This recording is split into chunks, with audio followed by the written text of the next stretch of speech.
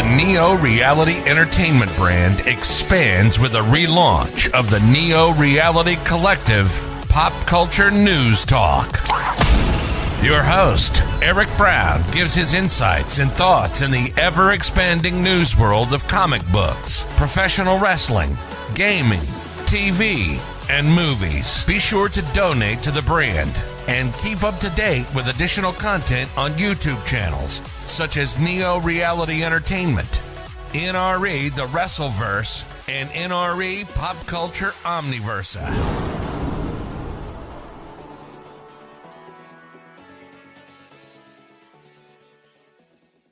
Today's edition of Neo Reality Collective is brought to you by Anchor.fm, a free distribution service podcasting hosting platform that allows you to record your podcast on your phone or computer. Anchor will distribute your podcast for you so it can be heard on Spotify, Apple Podcasts, Google Podcasts, and so much more. You can even make money from your podcast with no minimum listenership. It's everything you need to make a podcast in one place. Download the free Anchor.fm app or go to Anchor.fm to get started today. Thank you and enjoy the episode.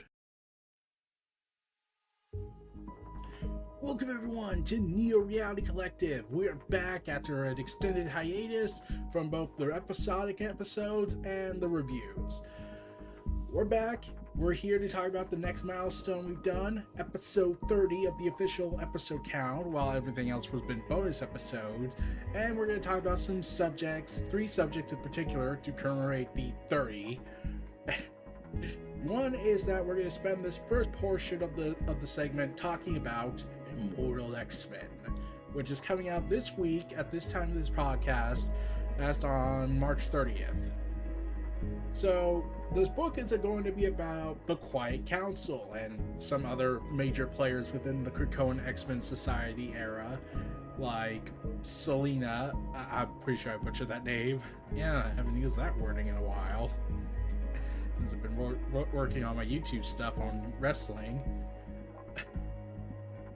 So, Kieron Gillien, who once written Uncanny X-Men during the forgotten time, so to speak, and when I looked it up, he was apparently one of the reasons Mr. Sinister became, well, the way he did. Flamboyantly insane! He's funny. So, as his series was progressing throughout the entire Krakoan X-Men era, when Hickman was spearheading everything, Hickman was stepping down after the events of Inferno, and he would leave and go do something else with Moon Knight. And then he'll probably leave Marvel and probably do some Image Comics works, and then wait till DC Comics calls him on the phone and says, hey, we need you for Justice League. Probably. Or another character. Like, really, Jonathan Hickman did say that out of all the big projects left, the only ones left are DC after he just did the X-Men. So, yeah. Anything else is just filler arc for him in Marvel. So, yeah. Kieron Gillien has also been working on the Eternals, which is a comic series I've been keeping track of, and is going to be doing the event comic, also known as the 5th event of this year, I believe. Avengers, X-Men Eternals, Judgment Day, which will basically be retconning the mutants to be an excess form of deviation, which means the Eternals now have a reason to kill everybody. And they're led by Thanos, so definitely that's not going to be a problem. So, I wanted to talk a little bit about Immortal X-Men. Out of all the Krakoan era X-Men books of the Destiny of X saga, I was always wondering, why isn't the Immortal X-Men, why isn't the Quiet Council given their own series? Like, wouldn't what's going on there be kind of interesting to do a book? Would Hickman have done that? Apparently, Immortal X-Men was the original name for Inferno, apparently. I'm not 100% certain on that. I just kept hearing that. Apparently, that was the rumored title at the time before, well, Marvel told him, we want to change it to Inferno and make references. So, yeah, but it would have been interesting if they did kind of retconned it a bit to make Immortal X-Men be the first 4 issues of Inferno, then take a break, and then continue on and continue as chapter 5 of this big saga. Kieron Gillien being the next writer for it. But I'm not a business executive, so I probably got everything wrong. So Kieron Gillien had worked on Eternals, has been spending the past couple years after his time with Marvel, first time stint where he was focusing on creator-owned comics called Die with artist and co-creator Stephanie Hans, which revolved around a group of Dungeons and Dragons players whose games become all too real. And Gillien plans on bringing some of that element he's been doing with his independent comics to his new Marvel work. Saying in an interview on Entertainment Weekly, I spent my last few years predominantly doing my own creator-owned stuff like Die and The End of the Wicked and Divine. So now it's going, okay, what techniques are useful to a Marvel book? So Eternals is taking a lot of the deep research and Tolkien-style world-building stuff I learned from Die and applying it at Marvel. As a creator, every piece of work feeds into the next. Okay, I've learned this. I failed here. What can I do better? So yeah, Die has absolutely influenced some of this stuff. After all, Die is a group of people pushing and pulling against each other. One thing, Die balances ensemble cast by having most issues focus on one character in particular, and accordingly, Immortal X-Men will do the same when it comes to the mutant members of the Quiet Council. So who are the mutants who will be pushing and pulling against each other? Entertainment Weekly spoke with Gillien about his plans for the various members of the Quiet Council, which features some previews, unlettered ones, featuring the Magneto and Emma Frost arguing over something because issue 1 is set to be a big deal because, yeah. So after the events of Inferno and after the events of 10 Lives, 10 Deaths of Wolverine, Magneto is like, well, I'm done. I got nothing left to do. I'm gonna go to Mars, everybody. See ya. I hate you all. Yeah. We won't know until the issue actually comes out why he's stepping down, but it's clearly obvious they were planting the seeds for an Inferno where Magneto was now starting to doubt this plan to save mutant kind bit by bit. So yeah. And Jonathan Hickman and Gillien even said that he's doing some meta commentary here, where he's describing Jonathan Hickman as Magneto and the X-Office as his Brotherhood of Mutants trying to fight for a better way of comics existing.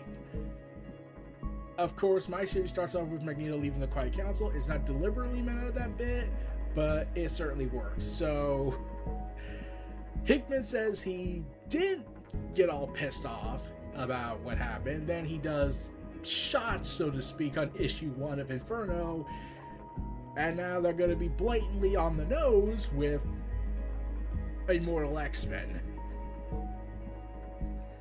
So yeah, the first order of business will be figuring out who will replace Magneto, the master of magnetism in government. So yeah, Immortal X-Men is said to be a high-stakes political-like thriller. Like, they even said, like, there is that Secession vibes, an HBO series going on. So yeah, when I saw that, I was like, I never watched Secession, but when I did see some of the info about it, when I saw this interview and whatnot, I looked it up, and then I was like, yeah, this kind of makes sense. Like, you got all these heirs to this powerful clandestine corporation, and the 1% of the 1% arguing and pulling for power. It makes sense where they're going for with this. It's just that it involves mutants, and it's probably going to end with someone getting killed and exiled to the pit.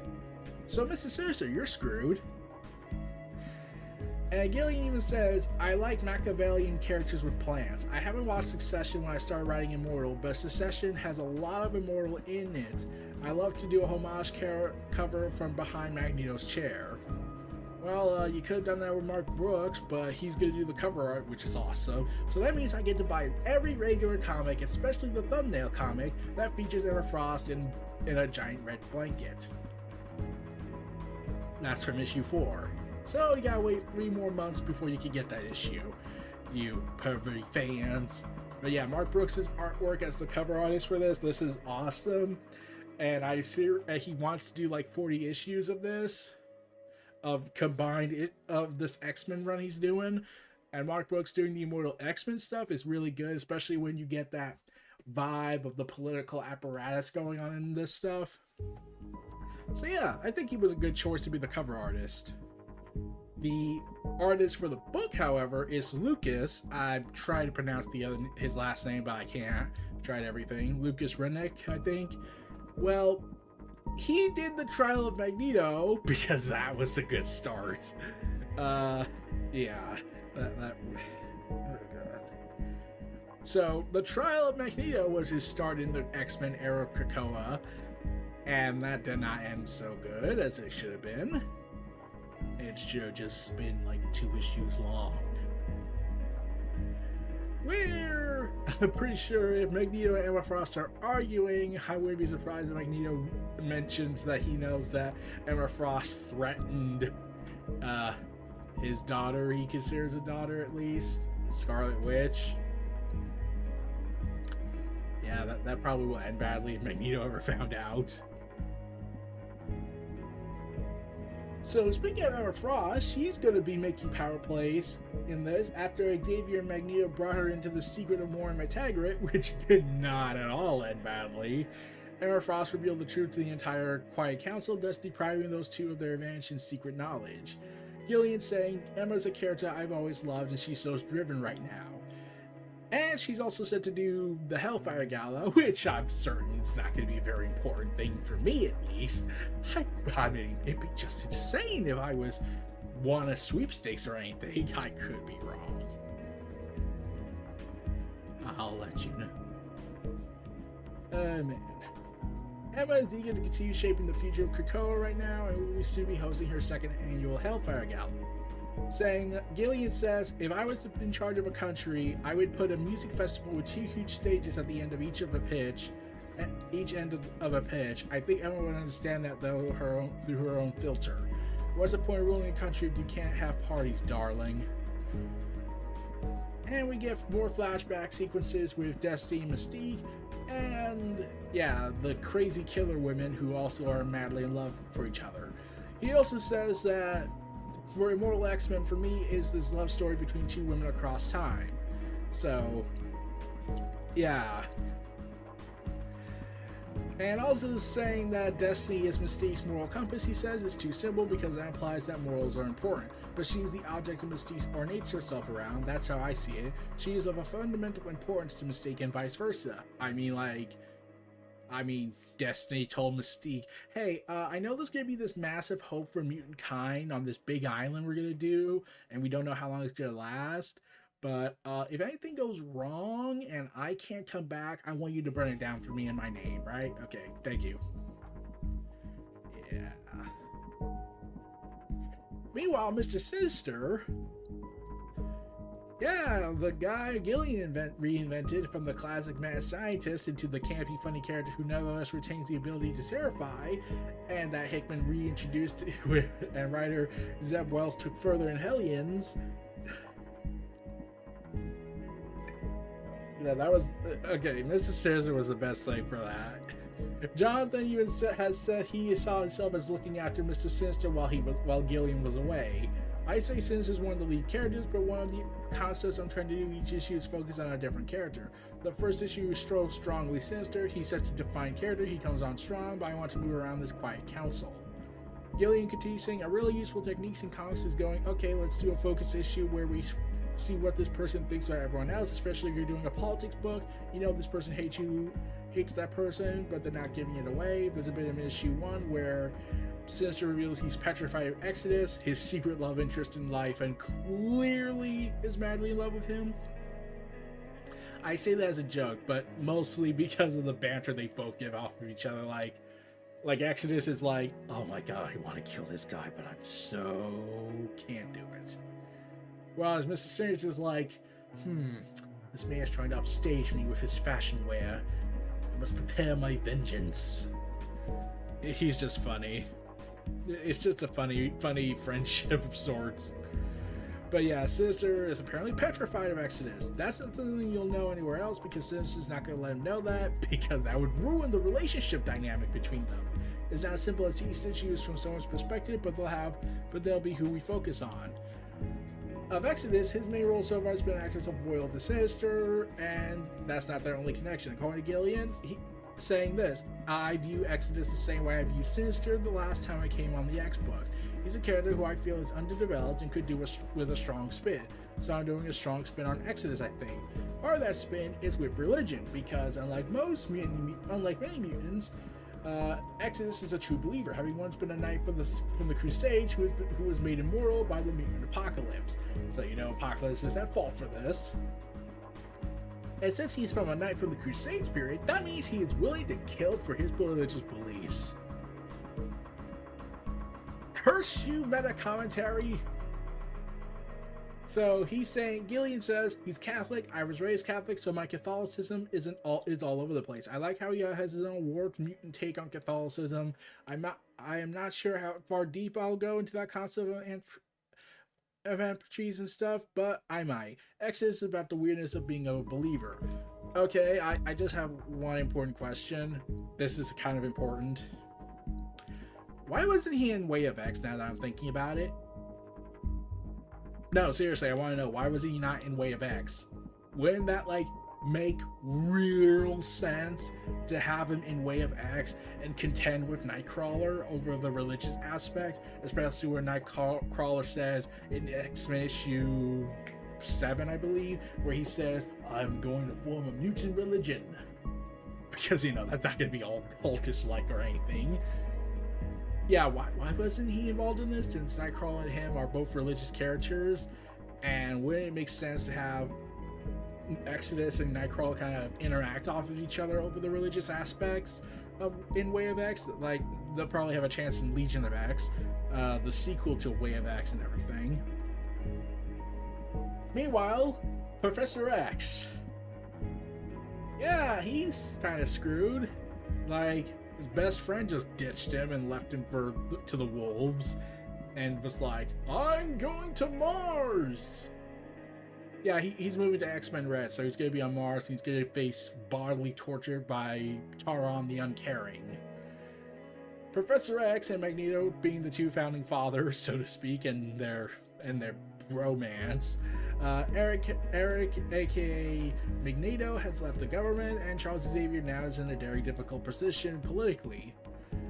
So Gillien says, I feel sorry for Xavier the same way I feel sorry for Loki. I did the whole Journey into Mystery book about how awful it would be to be Loki. Xavier's in this weird position where the book's named after him, but he's never been the lead character, really. That greatness is key to Xavier. I'm trying to think of him not as a father figure, but as a son. I'm trying to write Xavier as a person, as opposed to somebody who has failed other people, while building on everything else at the same time. Yeah, that definitely won't end badly, right? Also, there is now an option for who will take over the seat of Magneto, and another Immortal character, Selena, who has been not in this Soul Saga so far. In fact, if I recall correctly, when I was recalling this, and I saw people saying this in the comments in these interviews, they kept saying, "Wait, wasn't she sent to the pit because she murdered a person in the Captain America books?" I'm not sure what happened on that. I hope they explain to it, but okay.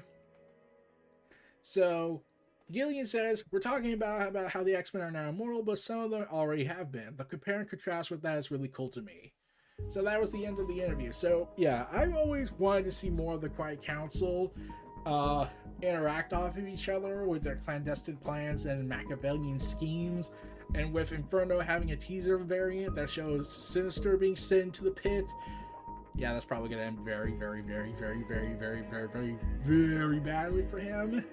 Especially in Hellions, where they teased they were going to do stuff with Sinister, where they called Sinister a cancer, Magneto and Emma Frost, so they were agreeing on something, and then they broke up on their agreements.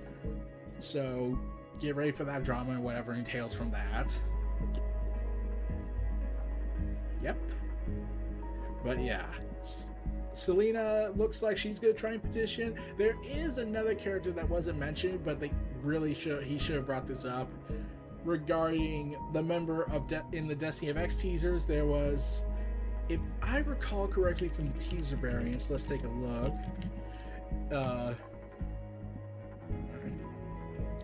I think it was Rachel Summers. Let's take a look.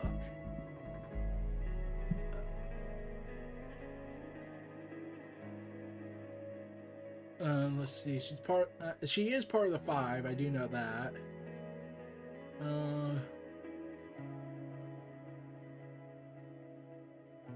Let's see. Oh no, I'm looking at someone else. No, not Rachel Summers. Someone else.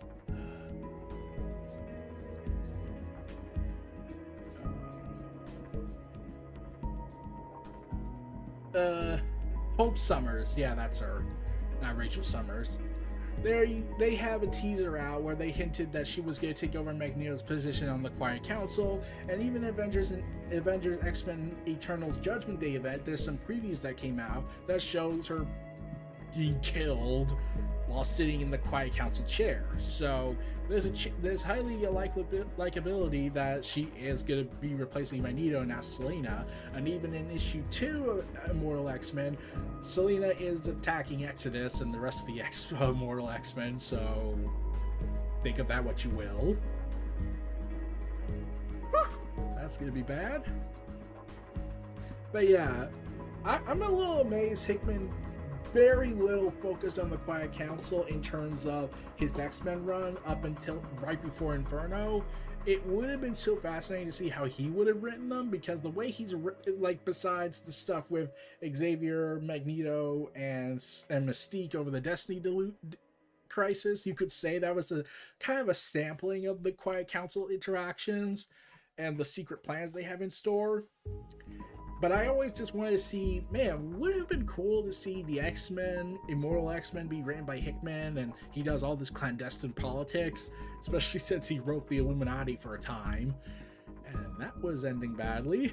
Like the last time he wrote them, he wrote a Crisis on Infinite Earths like event, except it's not with antimatter, it's with other Earths colliding into another. That was bad days for everybody.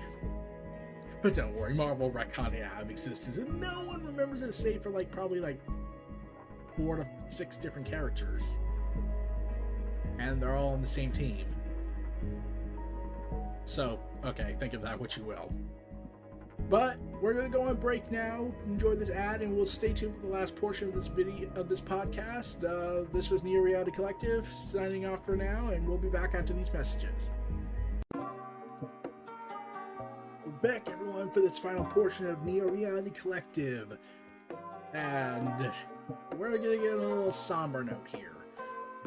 Triple H, on an interview with Stephen A. Smith that aired on Friday's episodes of First Take, Triple H announced that he has officially retired from the wrestling world. He will never have another match following his serious cardiac event. Saying in an ESPN interview with Stephen A. Smith on First Take, he said, "For me, as far as in-ring, which I get a lot, I'm done. I would never wrestle again. First, I have a defibrillator in my chest, which is probably not a good idea for me to get zapped on live TV." The interview is the first for Triple H since his health problems took him out of the public eye last fall, and then Vince pretty much fired him in all but name. In spirit, basically, Stephen A. Smith's full interview premiered later that night, but that was the biggest talking point that was going on earlier in the day. Going ahead and doing a tell-all, which apparently suffered a cardiac event caused by a genetic heart issue. Saying, "I had viral pneumonia, my lungs were inflamed. As the next couple of days went on, I got home, it got increasingly worse, and my wife saw some blood and stuff, and that I was coughing up. I got checked, and it was coming from viral Alright, I'm pronouncing it. But I had fluid in my lungs, I had some fluid around my heart, so they followed up on it, did an EKG and an echo and everything, and basically the way your heart pumps 55 to 65% of your ejection fracture is a good number. I was at 30 and I got a quick text message saying, don't take time, pack your bag real quick, head to the emergency room, I'll fill you in on the way. So by the time I got into my emergency room, my ejection fracture had gone down to 22, which I was in heart failure bad. By the next morning, as they figured out that the evening, by next morning, as they got the MRI done, they were sending me into the heart cath. My ejection fracture was down to 12, so I was notified and sort of at a 1 yard line where you want to be or where you don't want to be, really, for your family or your future. They tell you it's 99%, it gets real. We have 3 young girls, 15, 13, 11. You know, I come home, I'm a little bit sick, and their dad, who's strong, always suddenly is in the hospital. I don't know if they understood the consequences of it, but there's moments in there where when they're putting you out on this for stuff, and you think, is this it? Do you wake up from this? That's tough to swallow and makes you think. Triple H has done some work over recent months. He toured the new headquarters facility in Stanford along with other executives in November. However, he has not returned to daily workload that he had before. As for this past January, there were reportedly no plans for Triple H to return to running the NXT brand. Shawn Michaels was overseeing it since the start of Triple H's medical leave. Triple H's last match was on June 29, 2019. He tagged with Shinsuke Nakamura in a win over Robert Roode and Samoa Joe at a non-televised event in Tokyo, Japan. Triple H's last televised official match was against Orton at Super Showdown pay-per-view in Jeddah in Saudi Arabia, June 7, 2019. And if you want to count his little brawl with Orton on Raw, you can. Either way, his last match was with Randy Orton, so take it for that what you will on TV. So when I heard this, I was sad for him that he didn't get to end the career the way he envisioned it. Like, he apparently had said in the interview that he also had an idea to do one big farewell tour, and he would go ahead and fight for the world title one last time and ultimately fail at it and then call it a day, go back into the boardroom and whatnot. But yeah, there's also bugged me a little bit, not because he had to retire, like that was for the best obviously. It's just the dismantling of NXT happened after his cardiac event, so I don't want to say it, but Vince and WWE approved of a new shirt that has Vince as the devil for some reason, and I'm pretty sure Bray Wyatt should sue somehow, but I'm pretty sure he can't, and he'll lose even if he tried, so take it that what you will. And the fact that it's always been suggested there's been an issue between Vince and Triple H backstage over the creative direction of WWE, and then after he gets his cardiac event, then the big dismantling of NXT starts. He starts firing everybody, but Triple H can't do a thing about it. It just came off as such a very warped, dark viewpoint of everything. It just was very dark for me. It bugged me that it gave me this vibe that, was Vince using cardiac event for Triple H to get rid of all his stuff? Because now he couldn't protect his stuff? But yeah, that's just a theory I have. It just seems very timely and very bad timing. So, yeah.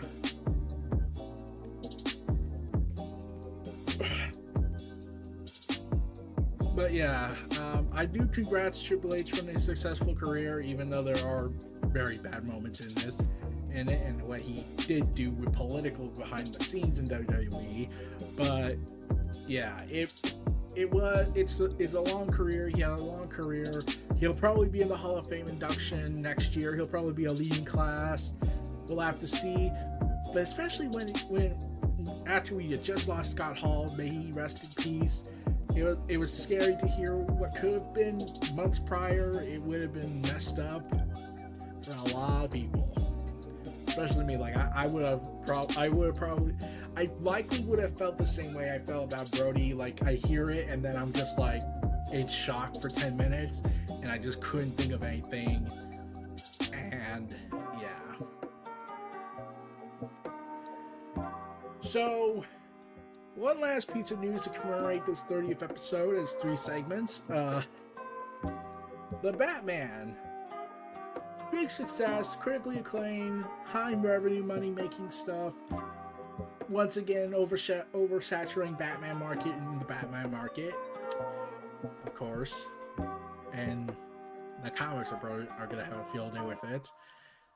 But they released a highly anticipated deleted scene that got uploaded on the internet while the movie's still in theaters. It is Batman interrogating an officially credited as an unnamed Arkham prisoner who is the Joker. And my effing God.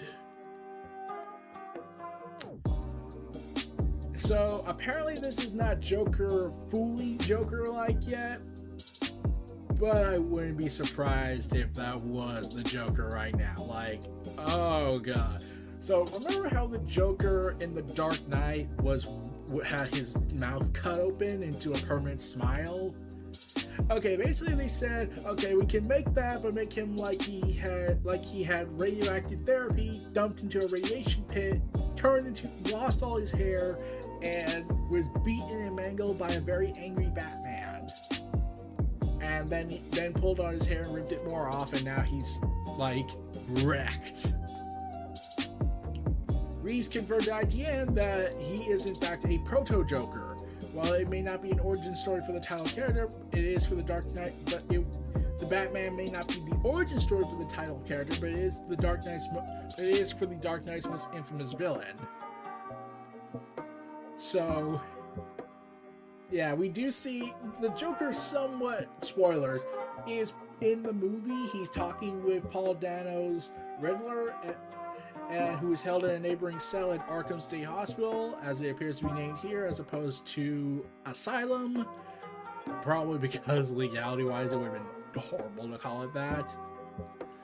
In this universe, through their cell bars, Riddler interacts with the strange fellow inmate who's framed largely in shadow, but whose rictus grid and green-tinged hair are undeniable. The unnamed prisoner tries to cheer up Riddler, who is despondent over what happened in the movie, and saying, one day you're on top, the next day you're and telling Riddler that Gotham was a comeback story. The prisoner then delivers what is Riddler's signature lie, saying, riddle me this. When asking a riddle he answers correctly as a friend. As they both cackle away as a bond forged between them. So I'm pretty sure that's not going to end horribly wrong.